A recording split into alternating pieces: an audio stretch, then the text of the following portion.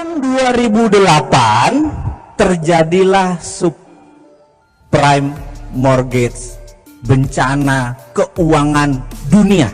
Hanya yang di dunia keuangan yang merasakan penderitaan tersebut, betul ya? Dan sejak saat itu saya dan teman-teman termasuk Michael Hudson menyatakan the end of year Keynesian, mati Keynesian. Herannya 10 tahun kemudian pejabat negara masih memuja Keynesian. Setuju nggak? Nggak bisa lagi Anda pakai Keynesian. Anda harus pakai anti Keynesian. Nah, ini yang nanti mau kita ceritain anti Keynesian itu. Caranya bagaimana?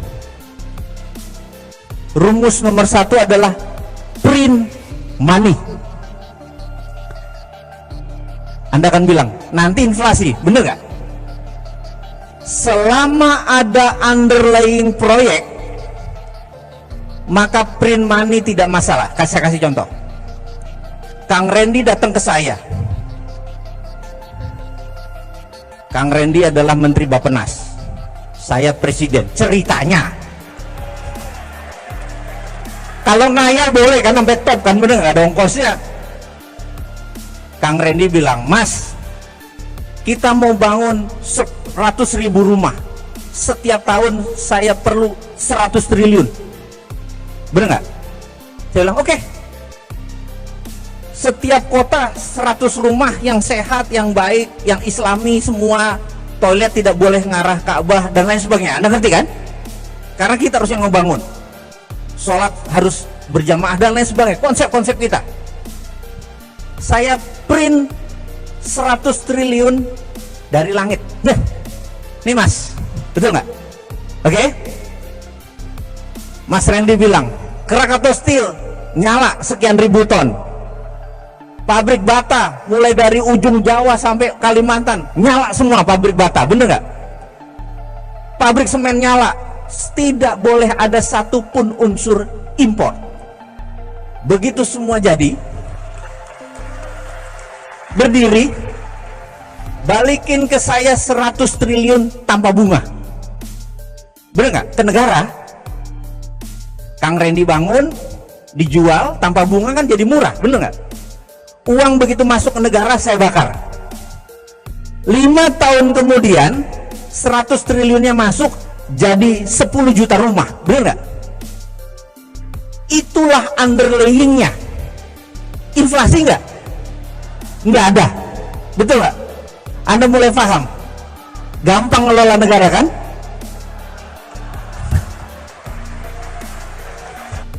Itu teorinya Michael Hudson, di mana tahun 2005 beliau penasehat Xi Jinping untuk bilang ke Xi Jinping bagaimana melakukan. Dan apa yang dilakukan? Mereka punya dua, renminbi di dalam negeri cetak suka-sukanya, yuan di luar negeri. Mereka punya dua currency. Anda tahu kan? Enggak, baru tahu sekarang. Suka-suka mereka nyetak duit selama ada proyeknya, betul ya? Setuju? Jadi sekarang proyek itu ngapain ngutang, bener nggak? Kesel nggak gitu ya, bener nggak? Print aja, tolnya gratis. Kalau memang cinta rakyat, jangan tol yang dibangun, jalan umum, karena yang dilewati bisa dapat faedah.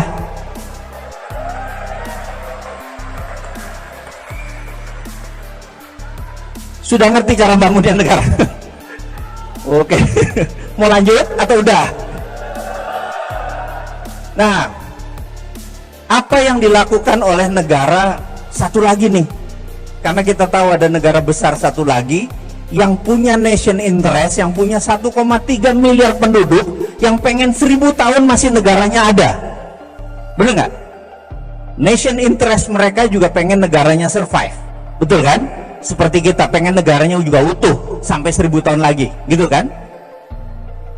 Yang dilakukan mereka bisa printing money di lokal, tapi mereka mau tidak strong, tidak kuat.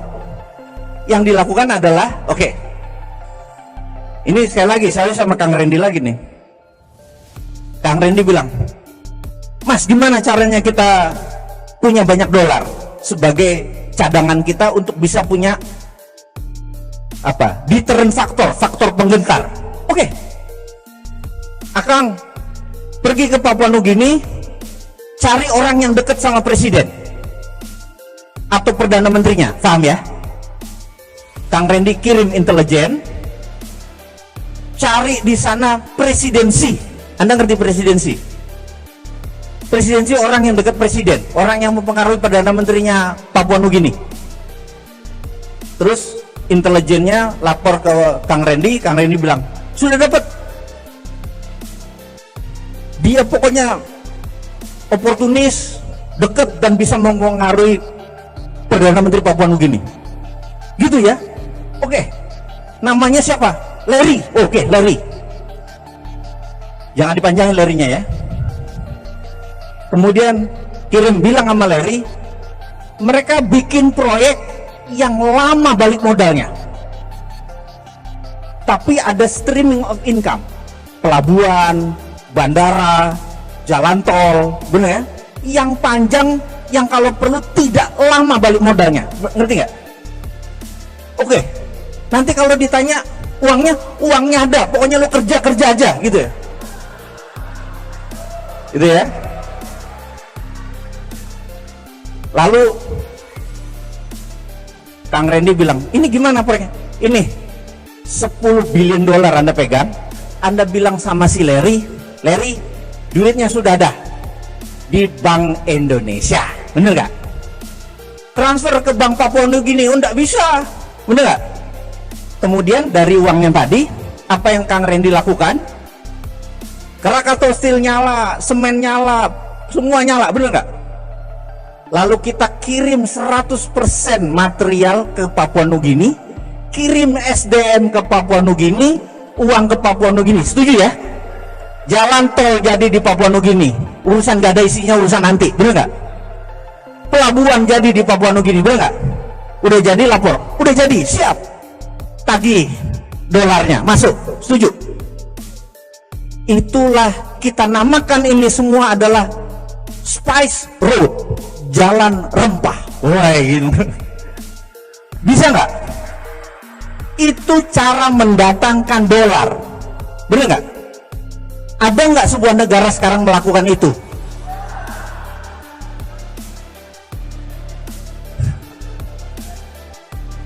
Ada nggak? Indonesia nggak ada, hoax nggak ada. Pemerintah kita pintar, bener nggak?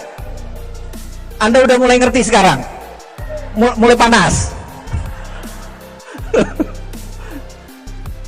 Guru besar itu adalah Michael Hudson, yang dia bilang, if you become the presidency, kalau kamu si ontohot ini deket sama presiden, atau kamu sendiri presiden dengan didukung teman-teman SSN, saya penasehat keuangan kamu, bener nggak?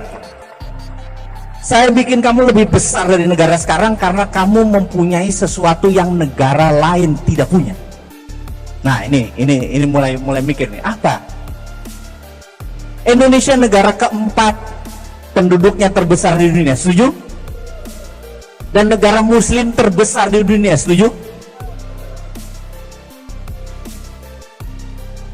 Kalau kita punya bola dari plastik, dimasukin rempah-rempah, ada rem itu yang mengkilat-mengkilat glitter, lalu diputer bola tadi, rempah-rempahnya nempel di mana?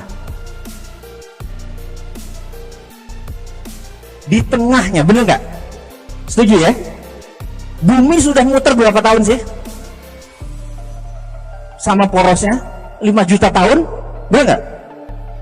Itu semua mineral nempelnya di Khatulistiwa.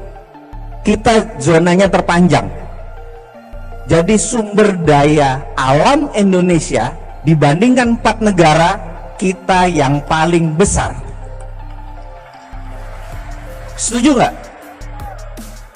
Karena kita yang paling besar, maka kita direbutin oleh 3 negara tadi, Amerika, Cina, India, untuk diambil sumber dayanya, by all means, apapun ongkosnya, lu minta duit, lu minta apa, dibayarin asal sumber dayanya didapetin, bener nggak? Karena itu negara besar itu ngincernya sumber daya alam. Amerika dengan minyak dan emasnya, Cina dengan rare earth, tanah jarang, nikel, koper, semua batu bara, semua disikat sama dia, bener nggak? Dan kita nggak sadar bahwa kekuatan itu adalah deterrent faktor, faktor penggentar. Kalau kita shutdown, kita tutup itu Indonesia, nggak ekspor mineral, apa yang terjadi? Dunia teriak, nggak ada nikel, bener nggak? Nggak ada pabrik baterai yang nanti berdiri, bener nggak? Nikel dengan kobalt jadi baterai, lithium, bener nggak? Anda bisa bayangkan betapa lemahnya saat ini karena tidak mengerti geopolitik dan geostrategi, tidak pernah ke Lemhanas semua pejabat-pejabatnya. Paham ya? Nah, ini kalau sudah mulai ngamuk gini waktu saya tinggal 21 menit nih kayaknya nih.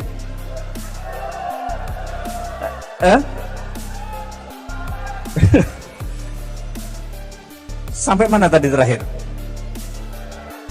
Nikel. Oke. Tutup. Nah, tutupnya ada dua. Jadi kalau Kang Randy sekarang jadi presiden, bener nggak? Kita pensiun, kita presidennya 2 hari aja.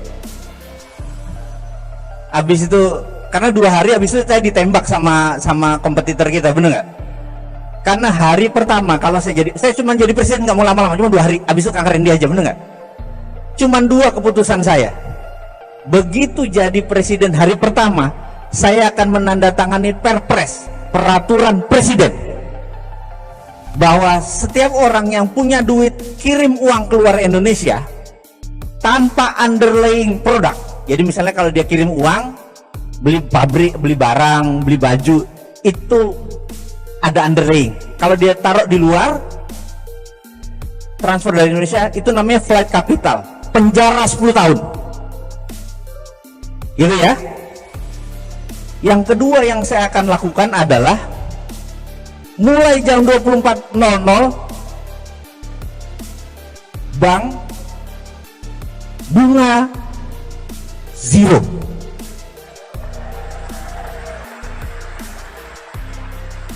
Jadi Mbak, kalau punya duit 1 triliun yang biasa menikmatin 50 miliar setahun, mendadak nol. Bete nggak?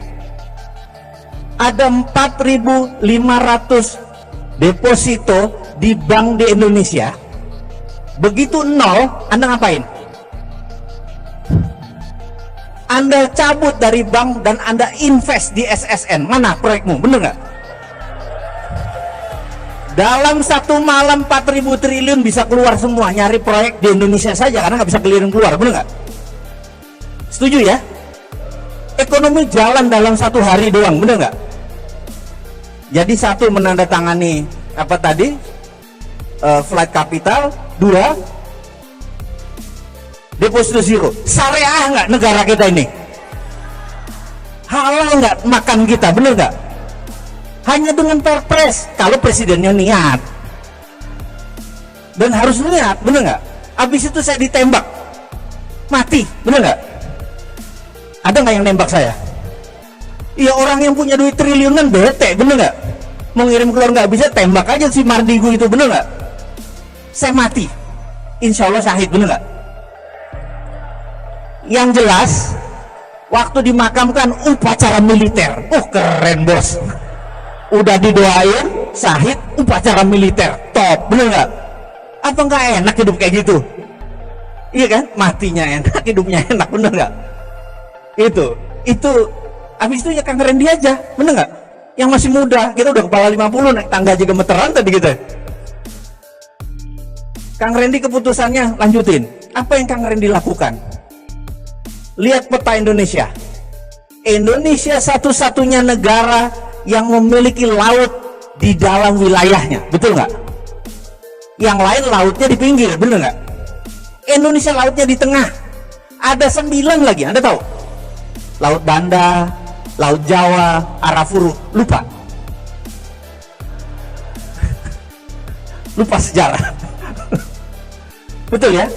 Dan Indonesia punya 4 selat utama dunia dari 7 selat utama dunia. Bayangin, keren nggak? Ada Suez, ada Panama. Kita punya 4. Selat Lombok, Selat Makassar, Selat Sunda, Selat Malaka. Itu selat utama dunia. Indonesia yang punya. Australia 60% produknya dikirim ke Cina. Nikelnya, batu baranya itu lewat Selat Lombok, Makassar langsung ke Cina. Benar ya? Kalau kita bilang lewat, bayar $1. Benar nggak? Dia nggak mau bayar, dia puter lewat Papua Nugini, lewat utara, ongkosnya 6 hari atau naik 5% lebih mahal. Rugi dia, benar nggak? Lebih baik bayar, gitu ya. Kenapa kita nggak segitu berdaulatnya sih? Pemimpin kita kemana aja, bener nggak? Masa 1000 hari kerja, 600 hari belusukan? Ini maaf ini mana NKRI-mu gitu. Setuju ya? Terus ini kalau kita lihat peta dunia, negara produsen itu adalah Jepang, Korea Selatan, Cina, ada Shenzhen, Guangdong, Shanghai, bener nggak? Ada Taiwan. Itu 20% produknya pergi ke Amerika Utara, Kanada, Amerika Utara, Amerika Selatan. 80% pergi ke Eropa, Afrika, dan Asia Barat. Semua lewat Indonesia. Betul ya? Kalau Kang Randy mutung, ditutup. Nggak boleh lewat Indonesia. Lu muter lewat Papua di Selat Indi, apa yang terjadi? Cina rugi $1 triliun karena nilai barangnya $2.000 triliun. Paham? Kalau kita minta $1 aja, itu nilainya 200 billion atau 2.000 triliun. Indonesia tidak perlu ngutang. Hanya kita tutup itu semua, jadiin danau. Boleh nggak? Berani nggak? Kita bakal diserang sama banyak negara besar. Berani nggak? Berani, bos. Karena kita di dalam sendiri sudah kaya. Iya, bener nggak? Jadi nyelesain masalah bener. Ngutangnya dari mana dari tadi? Solusinya banyak, bener nggak? Tutup selat di Indonesia, bayar, dapat duit kita. Mineral yang banyak tadi, tiru apa yang Arab Saudi lakukan. Aramco Saudi merasa bahwa minyak dia cuma ada 20 tahun lagi, sementara kehidupan itu ribuan tahun, bener nggak? Dia ubah corporate action negaranya dari petrodolar, dari petro menghasilkan dolar, dia mau ubah menjadi properti dan pariwisata. Karena dia punya Ka'bah yang sampai akhir zaman orang perlu datang ke Ka'bah, bener nggak? Dan dia perlu pelayanan, dia ubah. Jadi dia terbitkan namanya SWF, Sovereign Wealth Fund. Dia jaminkan cadangan minyaknya yang 20 tahun ke depan, 30 tahun ke depan, terbitkan.